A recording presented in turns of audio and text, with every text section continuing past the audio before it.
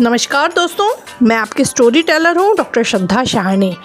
हर हफ्ते सुनो एक कहानी श्रृंखला में आज आपको अमृता प्रीतम द्वारा लिखित पंजाबी कहानी कर्मा वाली सुना रही हूँ। इस कहानी में यह बताया गया है कि जब किसी स्त्री को उसके पति के अनैतिक संबंधों के बारे में पता चलता है तो वह किस प्रकार अपने अस्तित्व को बचाने का प्रयास करती है। यदि आपको यह कहानी सुनने में अच्छी लगे तो ज़रूर किसी पास की लाइब्रेरी में जाकर इसे पढ़ने का प्रयास कीजिएगा। और आपसे यह भी निवेदन है कि मेरे चैनल को अधिक से अधिक सब्सक्राइब करें, कहानियों को अपने मित्रों को अधिक से अधिक शेयर करें और कहानी के अच्छे या बुरे लगने पर रिव्यूज़ कमेंट बॉक्स में ज़रूर डालें। बड़ी ही सुंदर तंदूर की रोटी थी, पर सब्जी की तरी से छुआ कौर मुंह को नहीं लगता था। इतनी मिर्चें! मैं और मेरे दोनों बच्चे सी कर उठे थे। यहाँ बीवी जाटों की आवाजाही बहुत है। शराब की दुकान भी यहाँ कोसों में एक ही है। जाट जब घूंट पी लेते हैं फिर अच्छी मसालेदार सब्जी मांगते हैं, तंदूर वाला कह रहा था। यहाँ जाट शराब? हाँ बीवी, घूंट शराब का तो सभी पीते हैं, पर जब किसी आदमी का खून करके आए तब ज़रा ज़्यादा ही पी जाते हैं। अभी तो परसों तरसों कोई 5-6 आ गए। एक आदमी मार आए थे, खूब चढ़ा रखी थी, लगे शरारतें करने। वह देखो मेरी 3 कुर्सियाँ टूटी पड़ी हैं। परमात्मा भला करे पुलिस वालों का, वह जल्दी पकड़कर ले गए उन्हें, नहीं तो मेरे चूल्हे की ईंट भी न मिलती। पर कमाई भी तो हम उन्हीं की खाते हैं।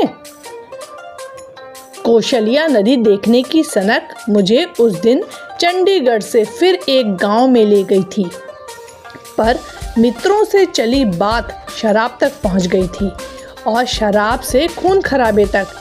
मैं उस गांव से जल्दी जल्दी बच्चों को लेकर लौटने को हो गई थी। तंदूर अच्छा लिपा पुता और अंदर से खुला था और भीतर की ओर एक तरफ कोई 6-7 खाली बोरियां तानकर जो पर्दा कर रखा था, उसके पीछे पड़ी 3 खाटों के पाए बताते थे कि तंदूर वाले के बाल बच्चे और औरत भी वहीं रहते थे। मुझे लगा इतना बड़ा खतरा नहीं था। वहाँ पर औरत की रिहाइश थी, इज्जत की रिहाइश थी। किसी औरत ने टाँट का काटा मोड़ा, बाहर की ओर झांककर देखा और फिर बाहर आकर मेरे पास आ खड़ी हो गई। बीबी, तूने मुझे पहचाना नहीं? नहीं तो। वह एक सादी सी जवान औरत थी। मैं उसके मुंह की ओर देखती रही, पर मुझे कोई भूली बिसरी बात भी याद नहीं आई। मैंने तो तुझे पहचान लिया है बीबी।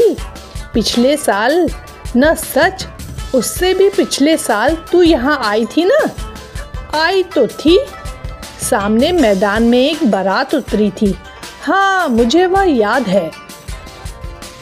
वहाँ तूने मुझे डोली में बैठी हुई को रुपया दिया था।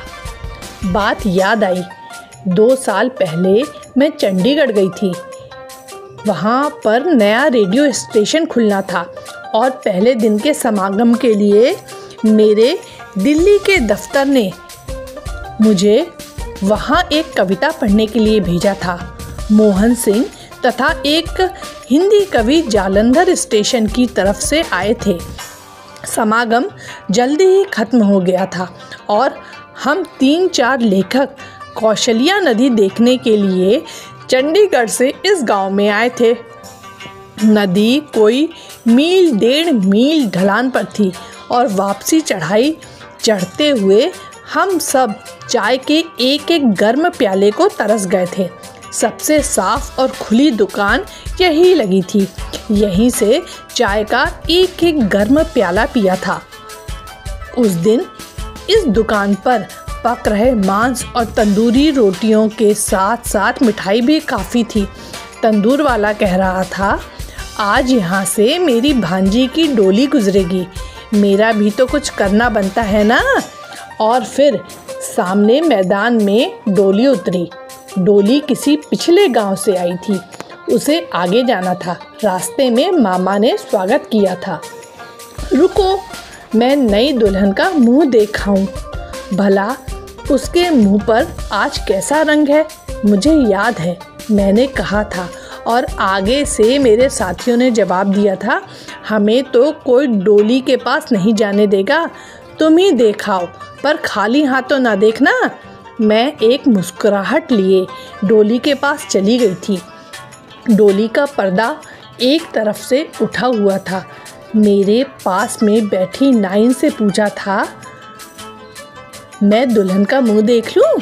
बीबी जी सदके देख, हमारी लड़की तो हाथ लगाए मैली होती है। और सचमुच लड़की की श्रृंगारपुरी नथ में जो मुस्कुराहट का मोती चमक रहा था, उसका रंग झलना कोई आसान नहीं था। मैंने 1 रुपया उसकी हथेली पर रखा और जब लौटी तो मेरे साथी कह रहे थे, क्षण भर पहले जब तुमने कविता पढ़ी थी, कॉलेज की कितनी लड़कियों ने रुपए के नोट पर तुम्हारे हस्ताक्षर करवाए थे। उस बेचारी को क्या मालूम होगा कि वह रुपया उसे किसने दिया था। कहीं जानती होती हस्ताक्षर ही करवा लेती। 2 साल पहले की बात थी, मुझे पूरी की पूरी याद आ गई। तू वह डोली वाली लड़की? हाँ बीबी, जाने किस घटना ने उसे 2 बरसों में लड़की से औरत बना दिया था। घटना के चिन्ह उसके मुंह पर दृष्टिगोचर होते थे, पर फिर भी मुझे सूझता नहीं था कि मैं उसे कैसे पूछूं। बीबी, मैंने तेरी तस्वीर अखबार में देखी थी, 1 बार नहीं 2 बार। यहाँ भी कितने ही लोग आते हैं जिनके पास अखबार होता है, कई तो रोटी खाते खाते यहीं पर छोड़ जाते हैं। सच? और फिर तूने पहचान ली थी? मैंने बीबी उसी वक्त पहचान ली थी, पर बीबी वे तेरी तस्वीर क्यों छापते हैं? मुझसे जल्दी कोई जवाब न बन पड़ा। ऐसा सवाल पहले कभी किसी ने नहीं किया था। कुछ लजाते हुए मैंने कहा, मैं कविताएं कहानियाँ लिखती हूँ ना। कहानियाँ? बीबी, क्या वे कहानियाँ सच्ची होती हैं या झूठी? कहानियाँ तो सच्ची होती हैं, वैसे नाम झूठे होते हैं ताकि पहचानी न जाए। तू मेरी कहानी भी लिख सकती है बीबी? अगर तू कहे तो मैं ज़रूर लिखेगी। मेरा नाम कर्मा वाली है। मेरा जो तो चाहे नाम भी झूठा ना लिखना। मैं कोई झूठ थोड़े ही बोलूँगी, मैं तो सच कहती हूँ। पर मेरी कोई सुने भी तो कोई नहीं सुनता। वह मेरा हाथ पकड़कर मुझे टाट के पीछे पड़ी खाट पर ले गई। जब मेरी शादी होनी थी ना, मेरे ससुराल से 2 जनी मेरा नाप लेने आई। उनमें से एक लड़की मेरी उम्र की थी, बिल्कुल मेरे जितनी। वह किसी दूर के रिश्ते से मेरी ननद लगती थी। मेरी सलवार कमीज नाप कर कहने लगी, बिल्कुल मेरी ही नाप है भाभी, तो चिंता न कर, जो कपड़े सियूंगी तुझे बिल्कुल पूरे आएंगे। और सचमुच वरी के जितने भी कपड़े थे मुझे खूब अच्छी तरह से आते थे। वही ननद मेरे पास कितने महीने रही और बाद में भी मेरे कपड़े वही सीती रही। मेरा चाव भी बहुत करती थी। मुझे कहा करती थी, भाभी चाहे मैं 2 महीने के बाद आऊँ, चाहे 6 महीने के बाद, पर तू किसी और से कपड़ा मत सिलाना। मुझे भी वह अच्छी लगती थी, सिर्फ उसकी एक बात मुझे बुरी लगती थी। मेरा जो भी कपड़ा सीती थी पहले स्वयं पहनकर देखती थी। कहती थी, तेरा मेरा नाप एक है, देख मुझे कैसे पूरा है, तुझे भी पूरा आएगा। और सारे कपड़े पहनते समय मेरे मन में आता था, कपड़े भले ही नए हों, पर है तो उसके उतारे हुए ही ना। रस्सी के साथ टंगे हुए टाट का पर्दा था, बान की ढीली सी खाट थी, खेस भी खस्ता था, लड़की भी अल्हड़ और अपड़ थी। पर यह ख्याल इतना नाजुक, इतना मुलायम, मैं चौंक उठी। पर बीबी, मैंने अपने मन की बात कभी नहीं कही। जाने बेचारी का मन छोटा हो जाए। फिर मुझे कोई बरस 1.5 बरस बाद पता चला, किसी ने बता दिया, उसकी और मेरे घर वाले की लगी हुई थी। यह उसका दादा पिता के रिश्ते से भाई लगता था। पर एक उसके सगे भाई को यह बात बहुत बुरी लगती थी।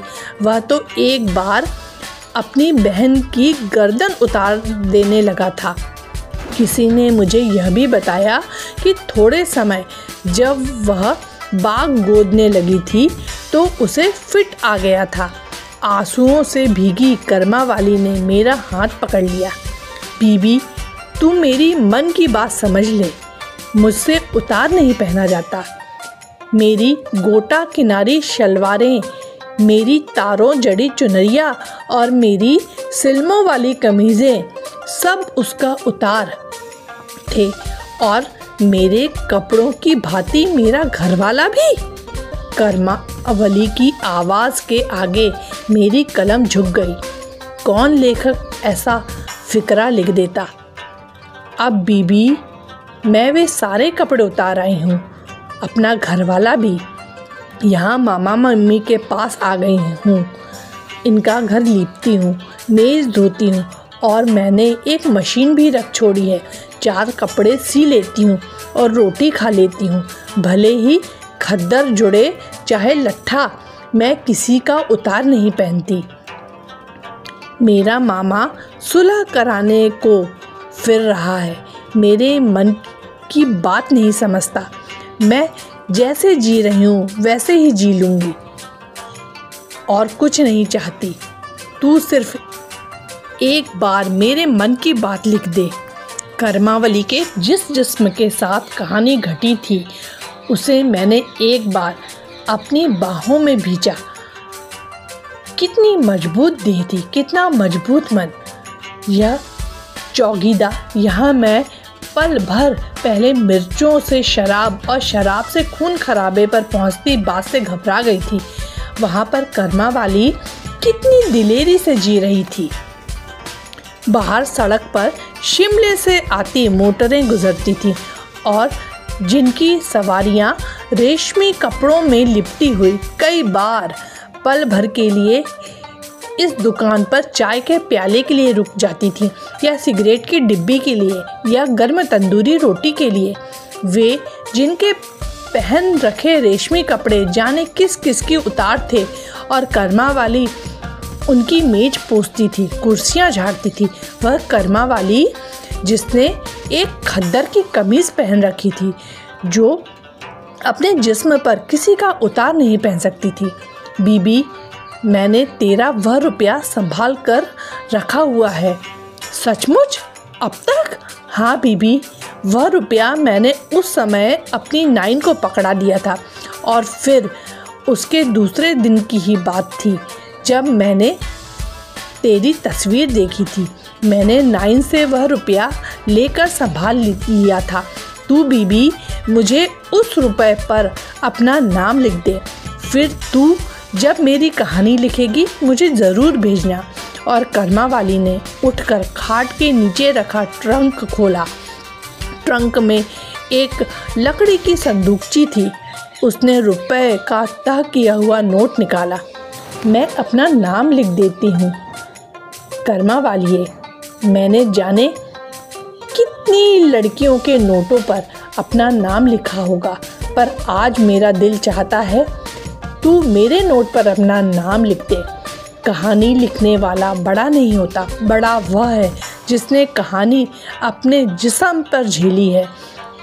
मुझे अच्छी तरह से लिखना नहीं आता। कर्मा वाली लजा सी गई और फिर बोली, मेरा नाम कहानी में ज़रूर लिखना।